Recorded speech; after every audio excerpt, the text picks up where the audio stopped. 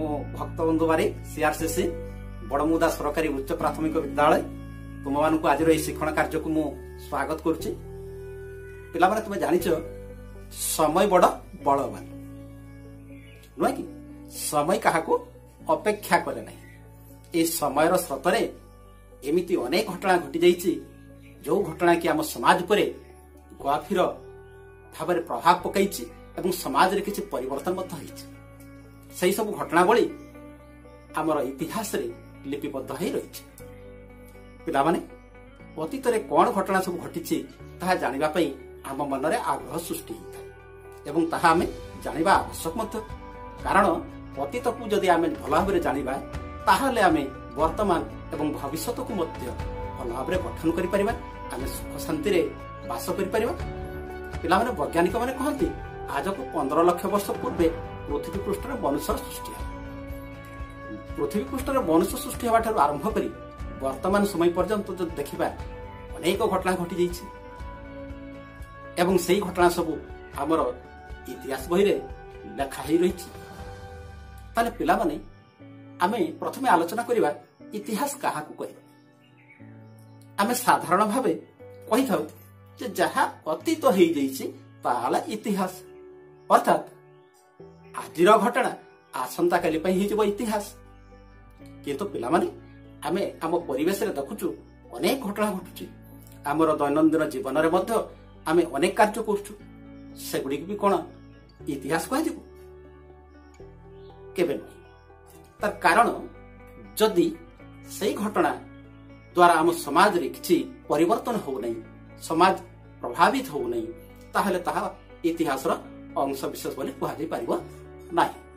पिला माने आमे उदाहरण भावे कोविड-19 बा कोरोना को नहीं पारे। ए कोरोना आम समाज रे प्रभाव पकाई कि तुम्हें लक्ष्य करुच, आमर जीवन यापन प्रणाली पर किपरि प्रभाव पकई। लोक माने नाक एवं पाटी को मास्क द्वारा घड़ाई रखुचंती, सैनिटाइजर व्यवहार करुछंती, हाथ को बारंबार साबुन पानी रे धोउछंती। तुमर स्कूल कॉलेज सब बंद अच्छी, लोक माने सामाजिक दूरत्व को बजाय रखी चलुछंती।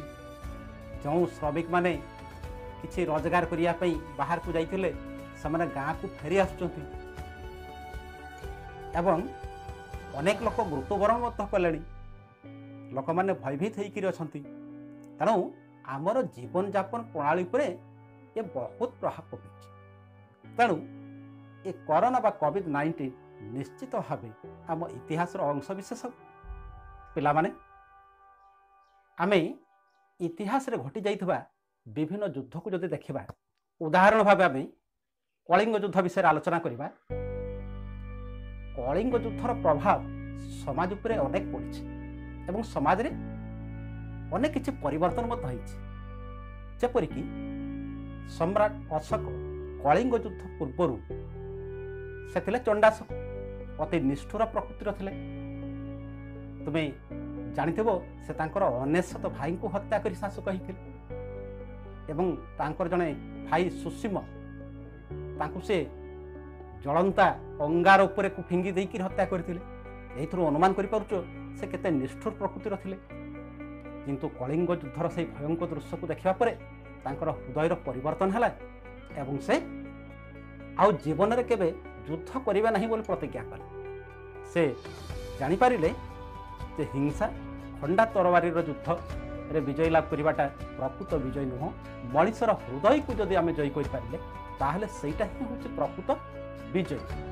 एवं तापर से शपथ कले आउ जीवन रे केबे युद्ध करिबा नाही एवं से शांतिर वार्ता को प्रचार करे। से अनेक जनमंगलकर कार्य कर निश्चित भाव में कलिंग युद्ध आम इतिहास अंश विशेष। सेहीपरि अनेक महापुरुष देखा, जपरि गौतम बुद्ध ठार आरंभ करी महावीर जीन, आमे उदाहरण भाव नहीं पारिबा महात्मा गांधी, ये सब महापुरुष समानकर नीतिबाणी समानकर कार्य आम समाज उपरे बहुत प्रभाव पकई। तेणु से आमर इतिहास अंश विशेष होती। तुम्हें भी जदि सेमती किसी महान कार्य कर एवं आमर समाज उपकृत हुए, तो निश्चित भाव में तुम जीवनी इतिहास स्थान पाइब। सन्देह नहीं। तेणु बर्तमान तुम जागल जे आम परिवेश रे अनेक घटना घटुले से सबू आमर इतिहास अंश विशेष नुह। तुम्हें इतिहास बही जहाँ पढ़ुच से सबू घटना धारावाहिक भाव में वर्णना कर सबू घटना द्वारा आम समाज रे किछि परिवर्तन से परिवर्तन पुणी दुई प्रकार हो पारे, भल परिवर्तन खराब परिवर्तन, किंतु उभय परिवर्तन आमर इतिहास अंश विशेष अटे। से परिवर्तन विभिन्न प्रकार हो पारे। आमे कहि परिबा सामाजिक परिवर्तन, अर्थनैतिक परिवर्तन, राजनैतिक परिवर्तन, आध्यात्मिक परिवर्तन, सांस्कृतिक परिवर्तन। जदि आमे सरल भाषा रे कहिबा लोक मानकर खाद्य पेय परिवर्तन, भाषा रे परिवर्तन, तांकर पूजा पद्धति रे परिवर्तन, शासन व्यवस्था रे परिवर्तन, चिंताधारा रे परिवर्तन, इमिति अनेक प्रकार परिवर्तन हो पारे। ताहले पिला माने आमे एबे कहि परिबा इतिहास होउची अतीतर वास्तव घटनावली जहा द्वारा समाज रे किछि परिवर्तन हिछि एवं इतिहास मनुष्यर अतीतर जीवन यापन प्रणाली उपरे आलोचना करिथाय। वर्तमान आमे आलोचना करिबा समय रेखा पर। तुम कलापटारे देखि पारुछ ऊपर चित्रटी होउची एक संख्या रेखार एवं तल चित्रटी होउची समय रेखार। संख्या रेखार तुम कौन देखुच? संख्या रेखार तुम देखुच गोटे स्थान रे शून्य लेखा होइछि एवं शून्यर डाहाण पार्श्व धनात्मक संख्या गुड़िक रही। ठीक से परी शून्यर बाम पार्श्व ऋणात्मक संख्या गुड़िक रही। ठीक से परी जदि तुम समय रेखा को देखिबो, समय रेखार गोटे स्थान रे देख लेखा होइछि यीशु ख्रीष्टक जन्म एवं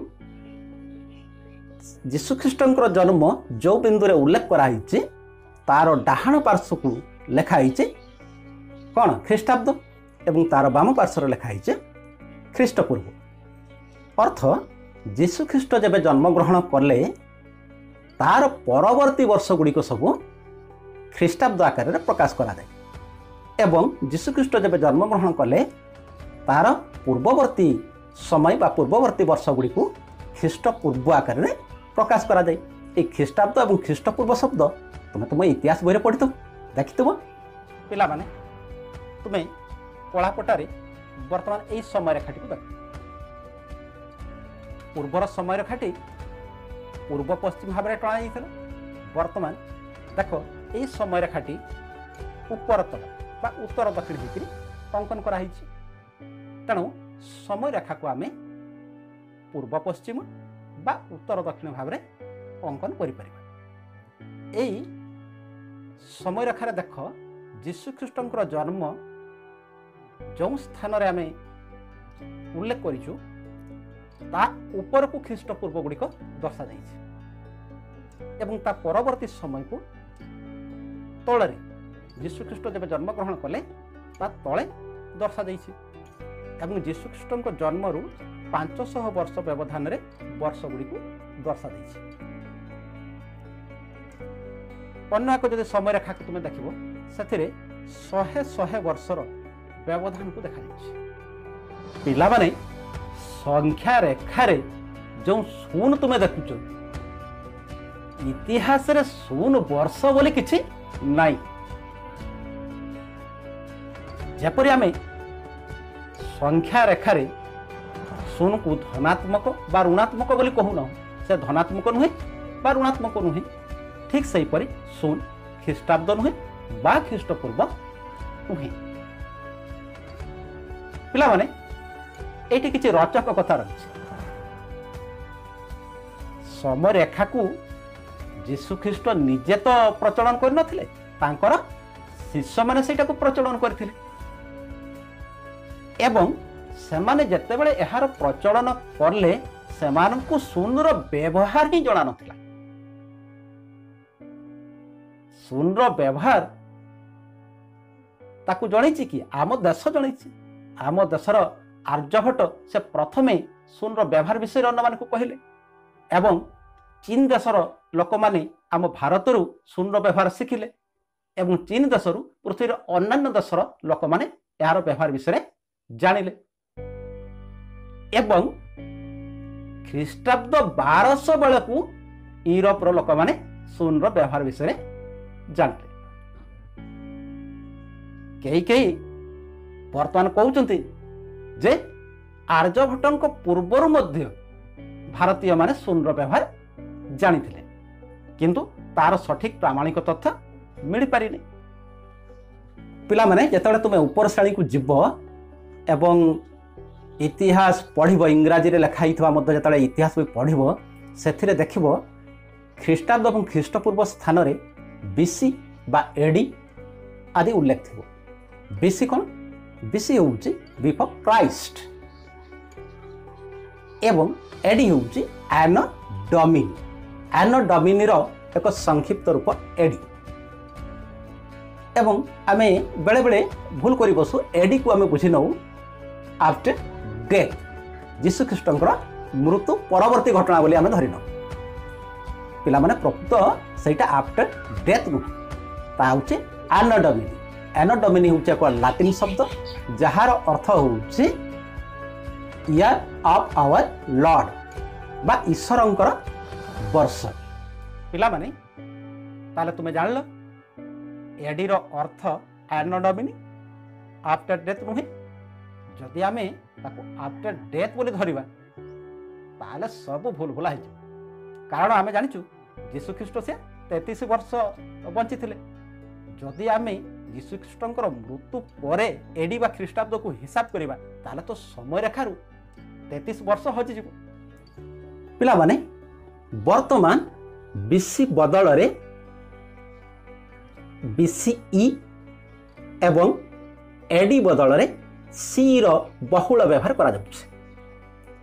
ଏହାର କାରଣ ହେଲା ଯେହେତୁ ଏଡି ଏବଂ ବିସି ଏକ ଧର୍ମ ସହିତ ସମ୍ପୃକ୍ତ ରହିଛି, ତେଣୁ ଧର୍ମ ନିରପେକ୍ଷ ଶବ୍ଦ ଭାବରେ ବିସି ବା ସିକୁ ବ୍ୟବହାର କରାଯାଉଛି। ବିସି ହେଉଛି ବିଫୋର୍ କମନ୍ ଏରା ଏବଂ ସି ହେଉଛି କମନ୍ ଏରା, ସାଧାରଣ ବର୍ଷ ଯାହାକୁ କୁହାଯାଉଛି।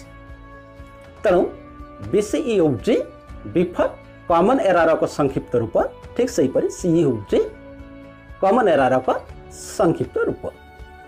ଆମ ଦେଶ ଏକ ଧର୍ମ ନିରପେକ୍ଷ ଦେଶ ଅଟେ ଏବଂ ଏଠି ସମସ୍ତ ଧର୍ମକୁ ତ ଆମେ ସମ୍ମାନ ଦେଉଛୁ।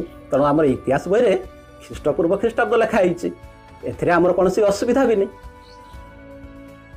ପିଲାମାନେ ବର୍ତ୍ତମାନ ଦେଖ ଏହି ସମୟରେଖାରେ 100 ବର୍ଷର ବ୍ୟବଧାନ ରହିଛି। 100 ବର୍ଷରେ ଗୋଟିଏ ଶତାବ୍ଦୀ ହୁଏ। ତେଣୁ ଇତିହାସ ବହିରେ ଦେଖିବ 15 ଶତାବ୍ଦୀ ବା 19 ଶତାବ୍ଦୀ ଏହିପରି ଉଲ୍ଲେଖ ରହିଛି। ବର୍ତ୍ତମାନ କେଉଁ ମସିହା ଚାଲିଛି? 2020 ମସିହା। ତେଣୁ ବର୍ତ୍ତମାନର ସମୟ ଅର୍ଥାତ୍ ଖ୍ରୀଷ୍ଟାବ୍ଦ 2001ରୁ ଖ୍ରୀଷ୍ଟାବ୍ଦ 2100କୁ ଆମେ ଏକବିଂଶ ଶତାବ୍ଦୀ ବୋଲି କହିବା। ଠିକ୍ ସେହିପରି ବିଂଶ ଶତାବ୍ଦୀ କହିଲେ ଖ୍ରୀଷ୍ଟାବ୍ଦ 1901ରୁ ଖ୍ରୀଷ୍ଟାବ୍ଦ 2000 ମଧ୍ୟରେ ସମୟକୁ ବୁଝାଇବ। ଠିକ୍ ସେହିପରି ଦେଖ ଖ୍ରୀଷ୍ଟାବ୍ଦ 1401ରୁ ଖ୍ରୀଷ୍ଟାବ୍ଦ 1500କୁ ପଞ୍ଚଦଶ ଶତାବ୍ଦୀ, ଖ୍ରୀଷ୍ଟାବ୍ଦ 1501ରୁ ଖ୍ରୀଷ୍ଟାବ୍ଦ 1600କୁ ଷୋଡ଼ଶ ଶତାବ୍ଦୀ, ଠିକ୍ ସେହିପରି ସପ୍ତଦଶ ଶତାବ୍ଦୀ, ଅଷ୍ଟାଦଶ ଶତାବ୍ଦୀ ଏହିପରି କୁହାଯାଇଥାଏ। ଏବଂ ଆମେ ଯେପରି ଖ୍ରୀଷ୍ଟାବ୍ଦ କ୍ଷେତ୍ରରେ ଶତାବ୍ଦୀର ଆମେ ହିସାବ କଲେ ଠିକ୍ ସେହିପରି ଖ୍ରୀଷ୍ଟପୂର୍ବ କ୍ଷେତ୍ରରେ ମଧ୍ୟ ଶତାବ୍ଦୀର ହିସାବ କରାଯାଇଥାଏ। ପିଲାମାନେ 100 ବର୍ଷକୁ ଯେପରି ଶତାବ୍ଦୀ କୁହାଯାଏ, ଠିକ୍ ସେହିପରି 10 ବର୍ଷକୁ ଏକ ଦଶନ୍ଧି ବୋଲି କୁହାଯାଏ। ଆମେ ବର୍ତ୍ତମାନ ସମୟକୁ ଏକବିଂଶ ଶତାବ୍ଦୀର ଦ୍ୱିତୀୟ ଦଶନ୍ଧି ବୋଲି କହିବା। ପିଲାମାନେ ବର୍ତ୍ତମାନ ଆମେ ସମୟରେଖା ସାହାଯ୍ୟରେ କେମିତି ସମୟର ହିସାବ କରାଯାଏ ସେ ଉପରେ ଆଲୋଚନା କରିବା। ଅଶୋକ ଖ୍ରୀଷ୍ଟପୂର୍ବ 261ରେ କଳିଙ୍ଗ ଆକ୍ରମଣ କରିଥିଲେ। କଳିଙ୍ଗ ଯୁଦ୍ଧ ଖ୍ରୀଷ୍ଟପୂର୍ବ 261ରେ ହେଇଥିଲା। ଆମେ ବର୍ତ୍ତମାନ ହିସାବ କରିବା ଆଜକୁ କେତେ ବର୍ଷ ତଳେ କଳିଙ୍ଗ ଯୁଦ୍ଧ ହେଇଥିଲା। ବର୍ତ୍ତମାନ କେଉଁ ମସିହା ଚାଲିଛି? ଖ୍ରୀଷ୍ଟାବ୍ଦ 2020 ତାହେଲେ ଆମେ ଖ୍ରୀଷ୍ଟପୂର୍ବ 261 ରୁ ଖ୍ରୀଷ୍ଟାବ୍ଦ 2020 पर्यंत केते वर्ष है तार हिसाब करने को हम ताहले आमे ख्रीष्टपूर्व 261 रु जदि आसीबा 0 को अतिक्रम करिकरी ताहले आमे ख्रीष्टाब्द 2020 रे पहुंचबा। यार सरल उपायटी होउची आमे से दुईटी संख्या को जोग कर दाबा ख्रीष्टाब्द 2020 एवं ख्रीष्टपूर्व 261 ताहले 2020 एवं 261 को जोग कले आमे केते पाइबा 2281 ताहले आमे कहि परिबा आज को 2281 वर्ष पूर्वे कलिंग युद्ध हैतला। ठीक सही परी अशोक ख्रीष्टपूर्व 304 रे जन्म ग्रहण करथिले एवं से ख्रीष्टपूर्व 232 रे मृत्युवरण करथिले। आमे वर्तमान हिसाब करिबा अशोक केते वर्ष बंचिथिले पिला माने एठी आमे ख्रीष्टपूर्व 304 रु हिसाब करी करी आमे केते पर्यंत आसीबा ख्रीष्टपूर्व 232 अर्थात ख्रीष्टपूर्व रु ख्रीष्टपूर्व मध्य हमको हिसाब करिया पई हबो ताले ए क्षेत्र रे आमे कोन करिबा से दुईटी संख्या को बड़ संख्या रु सानो संख्याटी को वियोग कर दाबा ताले 304 रु जदि 232 वियोग कर दाबा केते हेबो 72 वर्ष ताले आमे कहि परिबा अशोक 72 वर्ष बंची थे ताले पिला माने तुम जानी गलो समय रेखा किपरि समय हिसाब करा जाए जदि आमे ख्रीष्टपूर्व ख्रीष्टाब्द मध्य समय हिसाब करिबा ताहले आमे से दुईटी संख्या को जोग कर दाबा जदि ख्रीष्टपूर्व ख्रीष्टपूर्व मध्य बा ख्रीष्टाब्द मध्य आमे समय हिसाब करिबा ताले से दुईटी संख्यार वियोग फल ही हबो आमे जानिबा को चाहुथबा वर्ष संख्या पिला माने आमे एही उपाय रे समय रेखारू गोटिए घटना आज को केते वर्ष पूर्वे घटिछि आमे हिसाब करि पाई परिबा एहा को इंग्रजी रे बिफोर प्रेजेंट बा संख्या परे बीपी बोली कुहा जाय जदि हमको सठिक तारीख जणा थेबो ताहले आमे सठिक समय को हिसाब करि पाई परिबा जदि हमको केवल मसिया जणा अछि से क्षेत्र रे समय को आमे पूर्ण संख्यक वर्ष आकार में पाई परिबा जपरी गोटे पिलार जदि बयस 12 वर्ष 4 मास आमे पूर्ण संख्यक वर्ष रे केते कहूँ 12 वर्ष जदि गोटे पिलार बयस 11 वर्ष 8 मास कि 11 वर्ष 10 मास आमे केते कहूँ 12 वर्ष पिला माने ख्रीष्टपूर्व शब्द पूर्वरे वर्ष बा तारीख ठीक सही परी ख्रीष्टाब्द शब्द परे वर्ष बा तारीख लेखा जाय थाय जेपरि कि 261 ख्रीष्टपूर्व 500 ख्रीष्टपूर्व ख्रीष्टाब्द क्षेत्र रे ख्रीष्टाब्द 1947 ख्रीष्टाब्द 2020 इत्यादि किंतु वर्तमान अने एका प्रकार लगतु जेपरि कि ख्रीष्टपूर्व 261